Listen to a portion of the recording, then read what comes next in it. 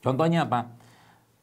Ini keturunan misalkan, ini orang-orang ini kecenderungannya itu curigaan terus, curiga terus. Dikit-dikit curiga, dikit-dikit curiga, dikit-dikit nggak percaya, dikit-dikit nggak percaya. Ya. Ujung-ujungnya itu akan ada konsekuensi ke jantungnya nanti pada akhirnya. Itu saya katakan tadi, ini sampah atau toksin emosi ini. Ya. Nah, curiga atau toksin emosi tadi, ya mau tidak mau harus dikendalikan gitu kan. Sehingga dengan cara apa? Dengan cara ya tadi kita bertakwa pada Allah, menyerahkan urusan kita pada Allah dan berlindung kepada Allah ya dari was-was setan tadi. Dan itu dengan cara juga kita menyampaikan misalkan ya. Jadi kayak gini. Kita nitipkan anak ke pondok. Atau ke suatu tempat sekolah lah gitu kan. Lalu pertanyaannya, apakah di sana kita bisa kontrol dari pagi sampai malam anak itu kegiatan aktivitasnya apa yang kira-kira ada hal-hal yang mungkin tidak pas, tidak benar dia kerjakan? Maka jawabannya tidak, kalian. Tidak bisa. Tidak bakal bisa. Hatta itu si pengasuh pondoknya tadi nggak bisa. Makanya caranya gimana? Kita harus sampaikan pada Allah ya. Sampaikan pada Allah, ya Allah kutitipkan anak ini kepadamu dan engkaulah sebaik-baiknya yang menjaganya. Ya Allah, kau titipkan anakku ini di pondok ini, sekolah ini, ya Allah, maka engkau lah yang sebaik-baiknya menjaga dan melindungi ya serta memelihara anaknya di sini.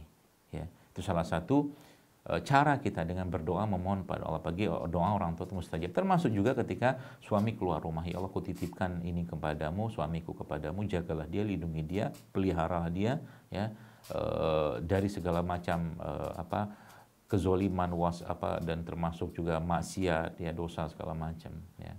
Nah, akhirnya dengan cara seperti itu maka Allah akan memberikan ketenangan pada diri kita, dan itu bisa kita sampaikan kepada misalkan anak tadi atau mungkin pada suami tadi atau pasangan kita lah, seperti itu. Dengan kita sampaikan kepadanya bahwa aku titipkan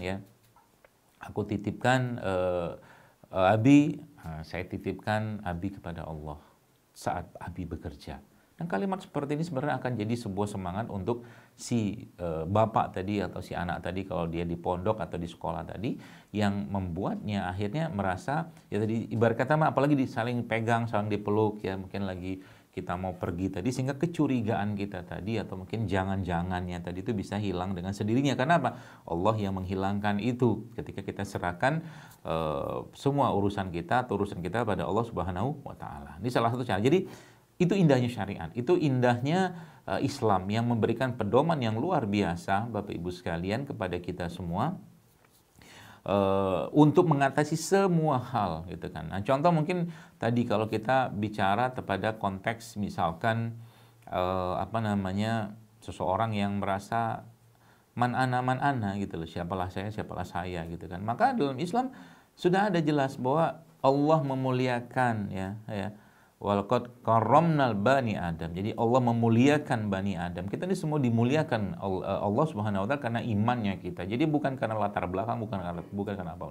Kita tahu Bilal bin Rabah, Bapak sekalian, jamaah sekalian, bukanlah orang yang berasal dari keluarga yang berada ya. Bahkan kita tahu Bilal bin Rabah itu radhiyallahu anhu adalah salah satu budak ya, di zaman Nabi sallallahu alaihi wasallam, dan dibebaskan oleh Abu Bakar radhiyallahu anhu. Dan ternyata ini budak seperti ini itu ternyata dideklar oleh Nabi sallallahu alaihi wasallam bahwa dia salah satu penghuni surga, yang Nabi mengatakan bahwa aku melihat terompahmu atau sendalmu itu di dalam surga ya Bilal, kata Rasulullah sallallahu alaihi wasallam.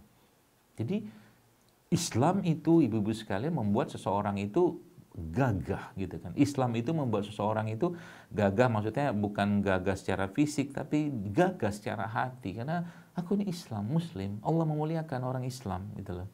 Jadi mau kata dia nikah sama si ini segala macam, ketemu ini orang, enggak ada yang perlu kita katakan bahwa itu katakanlah saya bukan dari keluarga ini segala macam, enggak bisa. Kalau sebab itu nanti konsekuensinya kepada fisiknya, kepada tubuhnya. Maka kita perlu percaya diri. Maka dalam Al-Quran Allah sudah memberikan pesan motivasi itu kepada kita semua. Allah katakan apa? Inna akramakum indallahi atqakum. Bahwa sesungguhnya yang paling mulia di sisi Allah adalah orang-orang yang bertakwa. Jadi yang paling mulia di antara kalian itu di sisi Allah adalah orang-orang yang bertakwa.